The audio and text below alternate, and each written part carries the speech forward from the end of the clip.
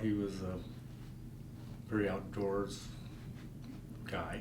I think he followed after me because I enjoyed fishing and hiking. We hiked the Grand Canyon a lot. He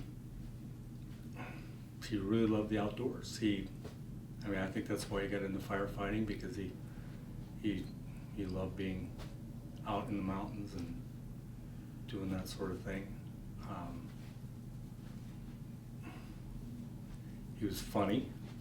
He was a little bit of a comedian. He did great impressions that I won't share. And he lived, hotshots live kind of a rowdy life. We brought him up as a Christian, and I became a Christian years ago, and we brought him up in that way. And he departed from it a bit, but he was, like I say, he was rowdy. They work hard and they play hard. And he was very respectful towards others, especially his mother. He would always call her, tell her where he was and what was happening, because he knew she worried. And he was a very good kid in that regards towards parents and adults. He always tried to include adults in a conversation, or engage them in a conversation. And I love them very much, of course. And we miss them.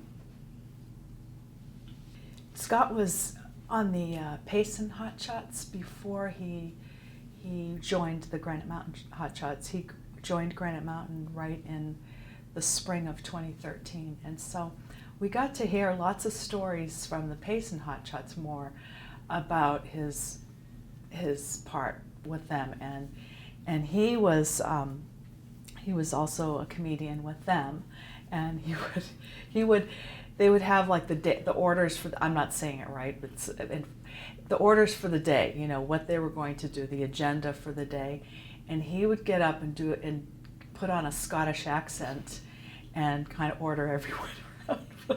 And so so that came out when we met with some of the Payson Hotshots last fall, and they actually put a book together, a remembrance book for him. And one of the Payson Hotshots actually wrote a song for Scott. It's on. You can get it on YouTube, and it's called Scott Norris, and it's a funny, upbeat song. Has kind of a little bit of a sad refrain, but it's very upbeat.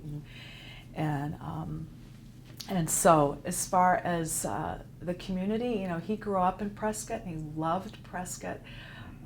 He wasn't the kind of kid, he traveled, but he wanted to make Prescott his home.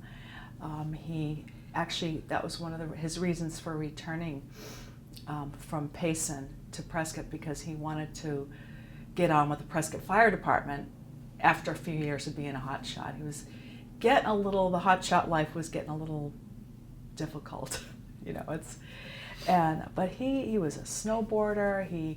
As Jim said, he was very respectful. He honored us, and a couple of years ago for Christmas, he was just worried for our safety as a family. And he loved his sister as well, and so he bought us all guns for Christmas. He just wanted us to be protected, and he did. And he worked for a gun store in his off season, and just a loyal young man, very consistent and very kind and fun. He's always coming over. First thing he'd do is to open the refrigerator. And when he was younger, he used to come to start his laundry. And anyway, we miss him very much. We thought as time went by we'd miss him less, but we miss him more. And but we're grateful. we are grateful to the, not just the Prescott community, but to the firefighter community. We had no idea that there was such a powerful brotherhood, and we have been taken care of, and we are, more than grateful. And all of these memorials mean a lot to us. I mean, this is, we are, and Scott would be thinking it would be way over the top, I'm sure. And we are very grateful for all of it, and all of you. And we'll see him again someday, because of the grace and the mercy of God.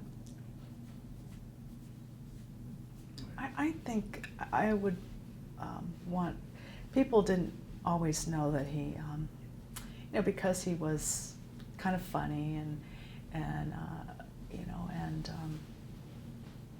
that he valued family so much. He really valued us, and when he joined the Granite Mountain Hot Shots, there were a lot of young families, and I think he was starting, he had a girlfriend, and I think he was moving towards being committed. He was very, once he makes a commitment, he's going to keep it. And so I think, his value of us, his family, and and family in general, I think would, his commitment